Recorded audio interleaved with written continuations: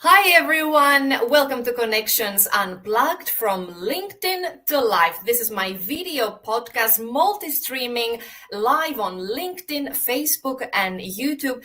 Thanks to OneStream Live, a company from Finland with a great product that enables me to stream my content pre-recorded or go completely live in all my social media platforms as well as the web. In this podcast series, which has been on my mind for quite a long time, and I finally this year got a chance to bring this concept to life, I bring to you every week on Wednesdays at 11 o'clock Finnish time, one of my LinkedIn connections. I want to not only get to know them on a deeper level, both personally and professionally, but you also got a chance to eavesdrop to our conversation. The format is quite unscripted. That's why it's unplugged. The guests don't know what I'm about to ask them. I don't know what I'm about to ask them. I just want to listen to them and then come up with interesting questions. So we get a chance together to explore who they are, and they get a chance to tell about their lives and their stories the way they want them to be told.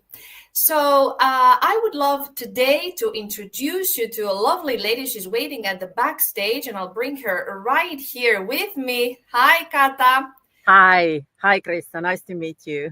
Nice to see you after a long time. Cata Mansikka-aho is an old friend of mine. I'll tell you shortly, I'll show you, have a little surprise for Cata as well. Cata Mansikka-aho professionally, if you go to her LinkedIn page, you will see that she has quite a good presence there, a good digital footprint. And the headline reads, Account Director at Reverse. And she is a multi-talented lady, not only an IT security person, but also a negotiator, a great presenter with a musical background, a mother. She's been involved in community work. She has done quite a lot in her life. And as I said, she's very multi-talented. So we will get a chance to see who Cata is and what has been her past, her present, and where she's heading in the future. So Cata, let me first ask you, do you recall this picture? Yeah, I remember that. Yeah, wonderful. I must have it somewhere, actually. Yes, it's a beautiful picture of us, long time ago, though. This is a picture of me there and Cata, as you see exactly how we are. And now I'm there on the left and Cata is on the right. Do you recall how many years this was ago? That's a good question. I would say more than a decade, definitely. I would say more than 15 years approximately. You're right. But look how fresh we are. We haven't changed at all. Here we are. Yeah, sure. Yeah, definitely. So in this picture, what we just saw, I was interviewing Cata once more in the past for my radio show. And here you are on my podcast again. Let's go back to those moments, a little bit of your past, because you are a trained musician and a singer, right? You have a musical education, and I got to know you as a singer. I think that's why I interview you first on my radio show. So tell us a little bit about your background, where you're coming from, and then we'll look who you are today, where you are in your professional career, and then we look what's lies ahead. Yeah, definitely, and thank you for showing the picture and reminding of everything. It was so nice to meet you then, and nice to meet you now. Music has been always a part of my life, and it's a strong part of my identity. I was raised in a home that invested in us. They wanted to develop musical talents, and they gave us a selection of different instruments, and that was kind of like very big part of or major part of my upbringing and raising at home. I remember like spending tons and tons of time with different music institution. I at the time when I went to ground school, music was part of the studies. So I was studying already very much music theory, history, just all what you can think of. I went to Sibelius Senior High and Helsinki Conservatorium, but just before that, when I was 3 years old, I was told that I was singing in front of the audience first time. So it has been part of me. Without me, really, I always say that music chose me. I didn't choose music. It was part of me when I was born. So as you said, your parents have invested in you having this more cultural and musical education. What do you think? Was it a wise decision, or has it shaped you somehow? Because of course, has it helped you with your presentation skills, or how has this musical education has helped you in your professional life or in your personal life? Well, definitely music is part of humanity. And whenever you got a chance to do music, even without being a professional musician, it's a good investment.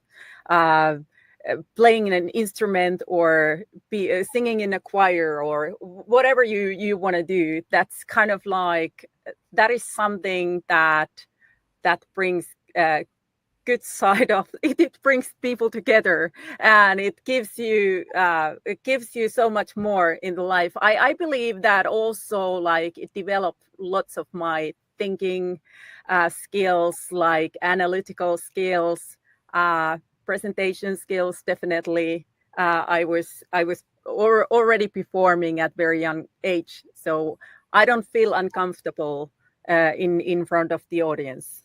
Mm-hmm. And how has your career developed from being a performer, a singer? How was if you remember, from the early days until where you are now? What are the highlights of your careers? I know you have done so many things and in different industries. Is there a red thread that connects everything that you have done in your professional progression? Well, the thing is that since I was very young, also I had very entrepreneurial mindset. We were, part of the scouts. We were selling different things for the scouts or our club, and we were doing different concerts and collected tickets, sold tickets and collected ticket money from people. Sales. And sales was like from early stage, and it has been different coincidences, because I have been always very curious. I have met so many different people, and usually I don't say no to gigs or no to new opportunities. I'm kind of like, I want to explore the life, and I think that has been kind of like leading me towards. I was invited to become assistant in Parliament of Finland for a member of Parliament. Music was still part of my life. I was actually on tour when I met my future boss, and from that moment, things proceeded. And when I worked 10 years in a parliament, and it was interesting to learn so many different about the digitalization, actually, because it's a big part of our shaping our lives nowadays in the world. I thought, like, during those years, I found out that digitalization is shaping and the most effective power in our worlds. It can be a threat, but it can be a possibility as well. And I took the possibility. And so from music, you've been an assistant to a member of the parliament here in Finland. And as you said, digitalization you learned a lot about that, and maybe that pivoted you to your next job or jobs, because now you're very much involved in cybersecurity, right? In the past years. And 4 years. Yes. 4 years. You're currently working for a company called Reversec. I will show shortly the link to the company. You can tell us a little bit what exactly the company does, but to my understanding, you're helping organizations tackle cybersecurity challenges that might be faced. I think it's a very current topic that's being a lot in the media. People are, or at least if you are familiar with the digital world, there's a lot of concern even, and of course the situation politically around the globe, it is what it is. So tell us a little bit, Cata, your insights regarding cybersecurity, why it matters now, and what should organizations focus on? Well, I want to answer your first question. What is Reversec? Reversec is actually a new brand for WithSecure cybersecurity consulting, which is part of the WithSecure corporation. It's a business unit, consulting business unit, and we have been serving over 30 years in cybersecurity. We serve government, from government public organizations to private companies, from big corporations to mid-size companies throughout the world. And we are actually a global company. We have close to 300 consultants, and we have here a big presence in Nordics, headquarters here in Helsinki, Finland, here in Jätkäsaari, Välimerenkatu 1. Actually, you should visit also our headquarters, because we have the #1 and first in the world concerning cybersecurity. We have a museum that presents the history of malware art, which is kind of like a history of what has happened with the cybersecurity during last decades. From 80s, it's actually the whole idea was came from Mikko Hyppönen, who has a big presence in the media when we talk about the cybersecurity. But Reversec is a new brand for this consulting business, which is now sold to a Swedish holding company partly. And yes, we are really dedicated to help different businesses to overcome their most complex security challenges. So we help in everything what concerns cybersecurity. As I said, again, formerly known as the consulting unit of WithSecure, we now focus on turning pioneering research into practical solutions, and we want to help our organizations to stay ahead of threats. Because actually, I was in a seminar where I heard from one officer from the criminal police who said that the ENISA, which is actually a leading organization of Europe's Union, released an article and research that only last year all the cybersecurity crimes increased 7 times, multiplied 7 times. Can you imagine? This is just like a tip of the iceberg, because the officer said that only part of the crimes are actually investigated. Many of the companies, they wipe it out under the table because it's a big threat to their business and their reputation. So they don't inform anyone. So most likely there are more crimes happening as we speak. And if you think about the digitalization, this is one part of the threat. And that makes my work very, I would say, meaningful, that I'm helping not just public organization, but the society to stay ahead of these threats.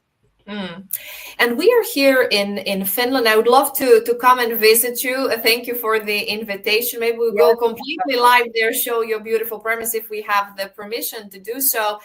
Sure. And the museum, as you said. But you're exactly right. So you set the scene, because you know that a lot of things are coming, as we are based in Europe, from the European Union and the Commission.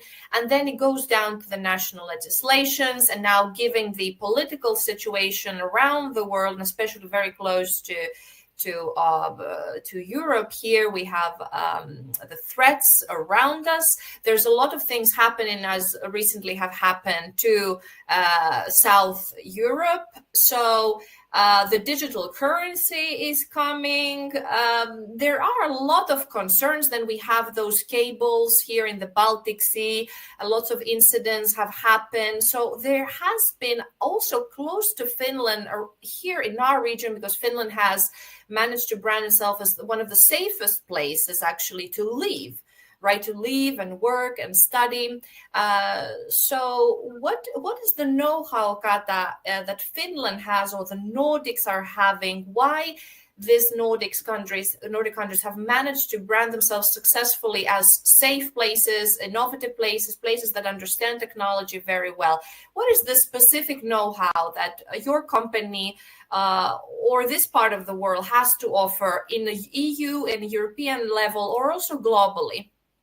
Well, let's start that, we Finnish people, we know what it means to live with the neighbor. We have the longest border with our eastern neighbor, Russia. And that has, and if you think about our history altogether, we are a small country of 5 to 6 million people. We are not too many. But we have always been there ahead of our time with preparation. Like we have invested into defense, we have invested into security. If you think about the story of Finland, it's remarkable. We are now more than 100 years old nation, but just before that, before we became independent, there was already a big nationalistic movement. We had our own language, and in that sense, Finland has been very we have been privileged, and we have you could say even we have been blessed, because we were able to speak our own language, and we had our strong identity, because language goes together with the identity and nationality. And there were many people who were fighting and for the possibility to have our own nation. And when we became independent, that sort of pushed us forward. We were working together. I think one remarkable thing in Finland is also that the women's right has always been part of our society. When we became independent, the first parliament had already 38% of female members, decision makers. And I think, in my opinion, that is one key success point for our nation. Because if you think about just different companies, the research tells that if there are female members in the board of the company, they are more successful. And since we are a small nation, we didn't hesitate to use everyone. It doesn't matter, are you a woman or a man? And in that sense, our story tells about the small nation that worked hard and always sort of kept also in the back of our heads. We remember what happened during the Second World War. We were attacked brutally, like Ukraine is attacked today. That's why our heart goes to Ukraine. We know what war means. And all of us Finnish citizens who have grandparents, everyone has stories from the war, and that's why we always we didn't let go that inheritance that we carry in ourselves keeps us going. And in that sense, nowadays I think Finland has really unique and powerful position to be a thought leader in security inside Europe's Union, because now people are waking up. Oh my God, we never thought that there would be a war in Europe, and now we have it. We are facing it. So what we're gonna do?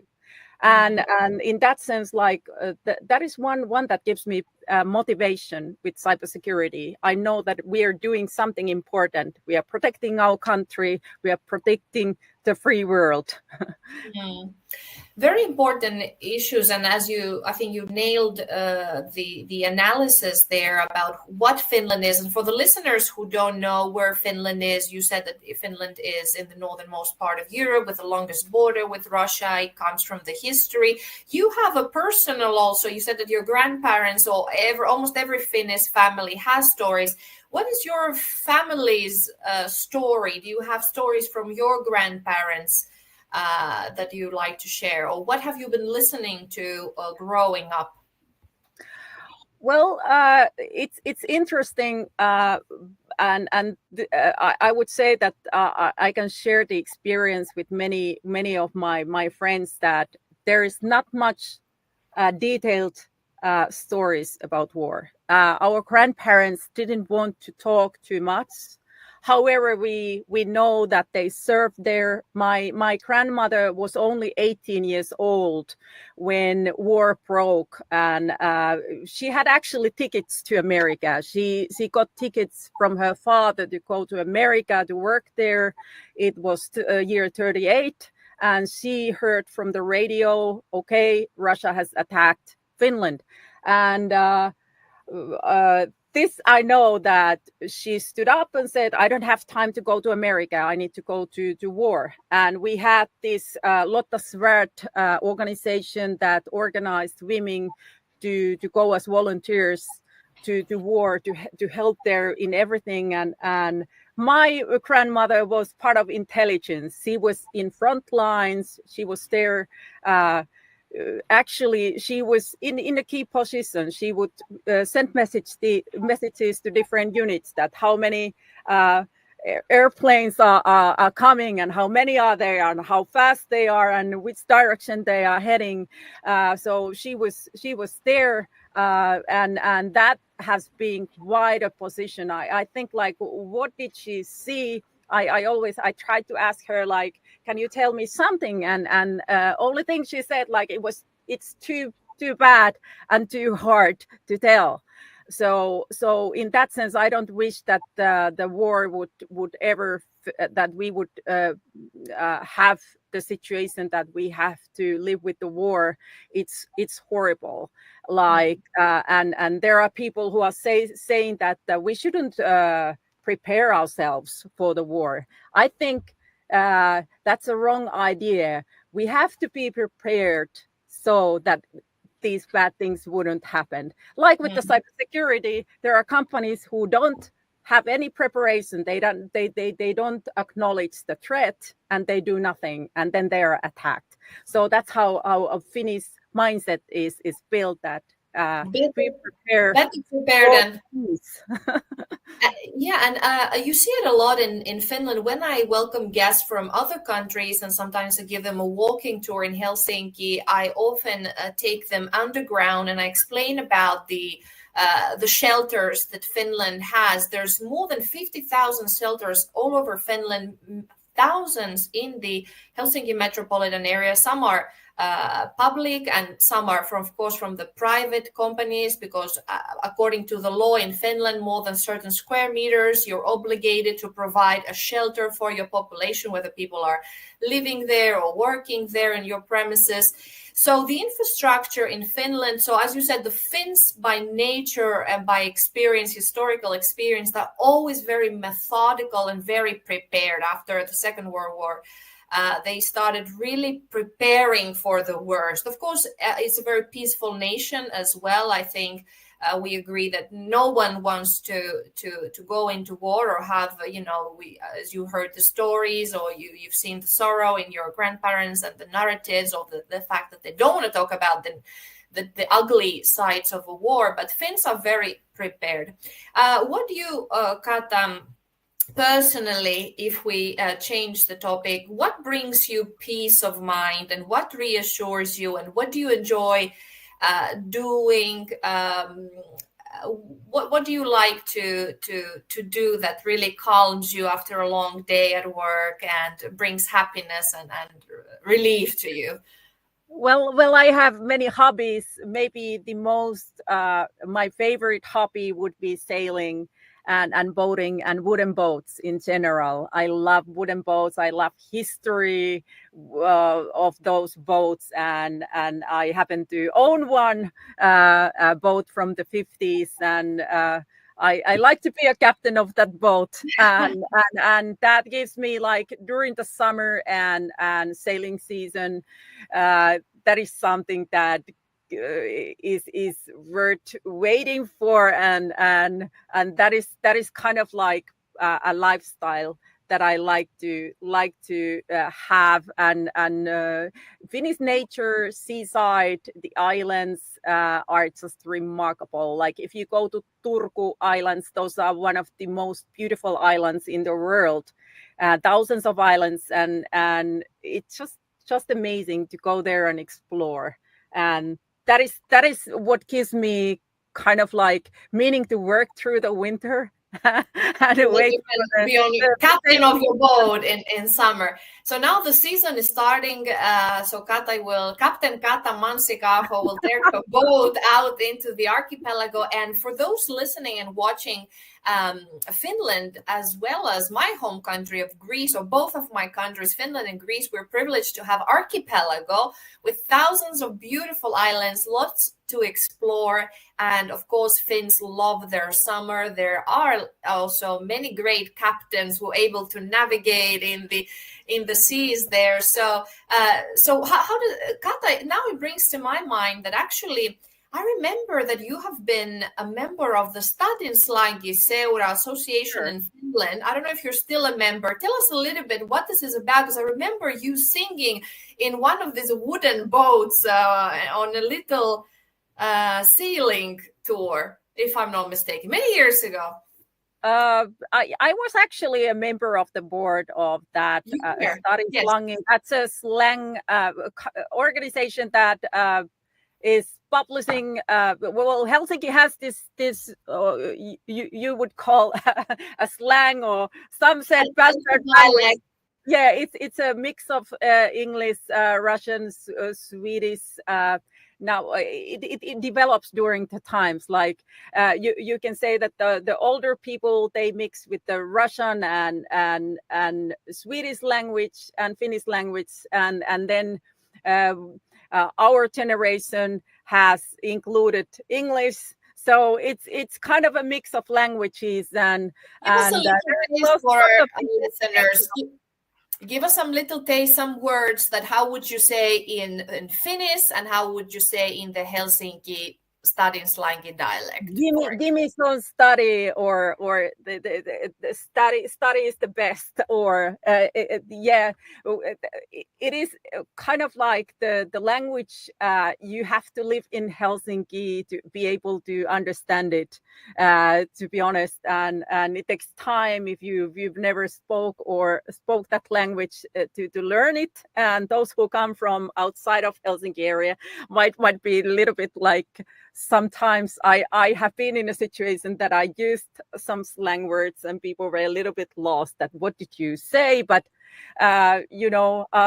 it's a part of history of Helsinki, and it has long history. There are even Bible, New Testament, and Kalevala that is translated to Stadinslagi. I remember actually handing over the Bible, New Testament, to our former president, Sauli Niinistö.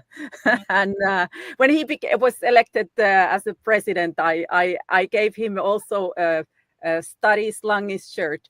So I said, welcome to Helsinki, and it's great to have you here as a part of and member of our community. So that was a fun memory. And we invited him for aamuborga.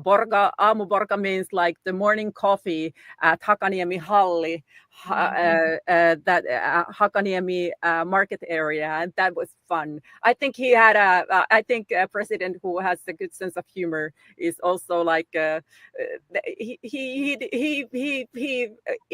came, and when we welcomed him, and he was there as the president. That was quite an event, I have to say, and a great memory from that time. Great. Cata, is there anything else you would like to add?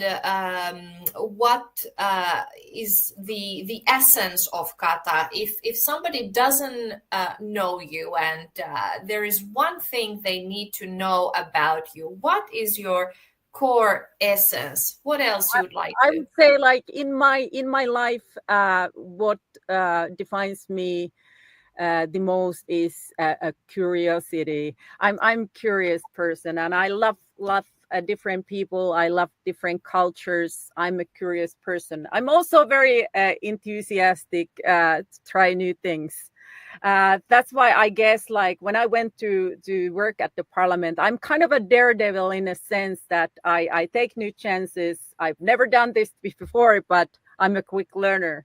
So, some people say that, oh, okay, I cannot take this opportunity because I've never done that. But how can you learn if you don't jump into that? And it was kind of like I had never said long trips, but I took a chance. I thought, oh well, there are maps and there are tools to go forward to navigate, and this is how I've learned in the technology. Last 14 years, I've learned about the technological architecture and cybersecurity, digitalization in general, what it means, and it's so interesting. And in a sense, the digital world is a reflection of our reality. It's a virtual reality, and we shape it and we mold it, and it always has a human touch in it. So that's why it's very interesting. And yes, I'm a curious person. Curious captain, musical, everything. As I said in the beginning, very multi-talented and curious and brave, because it takes bravery to go into the unknown and say, I can do it, I can learn, trust me. So that creates, I think, a good trust in a person. If you have this attitude, the attitude that can do, will learn, will develop, and then of course your proven track record speaks for itself. Cata, my previous guest asked, so I have this concept where my previous guest asked a question to my next guest. So I will ask you now my previous guest question to you, and then I will ask you to give me your question to my upcoming guest. So let's take things first at a time. So if money was not an issue, so let's say you had a universal salary, or your income was fixed when you had to leave and pay the bills and so on and live a good life, what would you do if money was not an issue? What life would you do? Would you still work, or would you just take a boat and travel the archipelago? I would definitely do charity. I think, like, without giving, we cannot really be happy. I would do something that would help girls, women's rights, or young people. My heart goes out for the young people who are maybe like have mental issues or challenges, or who feel that they're lost. So I would definitely do something. I would use art to help young people to find their meaning and purpose in life, or just any kind of charity. Help animals, help human beings, old people, young people. That would be my kind of like that would fill my days. I think Definitely. that's a very noble cause, and especially children for me is very close to my heart. You are also a mother of a sweet boy. Look, we have to say that. Give my regards to your beautiful son, who is exactly that, young and artistic and competent. And I believe that we should focus a lot on the young generation, because these are the future, our children, right? I have to give you also a reference, because you were actually his first English teacher. You gave courses to Lucas, and he speaks excellent English. Oh, thank So you so much. yeah, that gave really good background, and that was one really excellent investment into his future. uh, Yes. and about the noble, you said it sounds noble, but in my opinion, like I have found out that when I'm able to help someone or give out or give back, that really gives me so much more. That makes us happy. Yeah. And sometimes people are unhappy in their different situation, but let's think outside of the box and think what how could we help others, and then we find ourselves. That is my kind of like uh, advice for myself. And that's true. Even research shows that when you give, you also receive. So the benefit comes back to you, or is this kind of ripple effect to the society. You help someone, you feel better, they go help someone else. So it really multiplies the effect. So it's even proven so you're exactly right. It's proven by science also. How about Kata, your question to my next guest? If there would be one question that you like to ask to people to pick their brains and see what kind of people they are, of course, with one question you cannot maybe understand the whole what this person is about. But do you have such a question that you like to ask to people to unlock their personality and the way of thinking? Okay, let's go to the difficult one.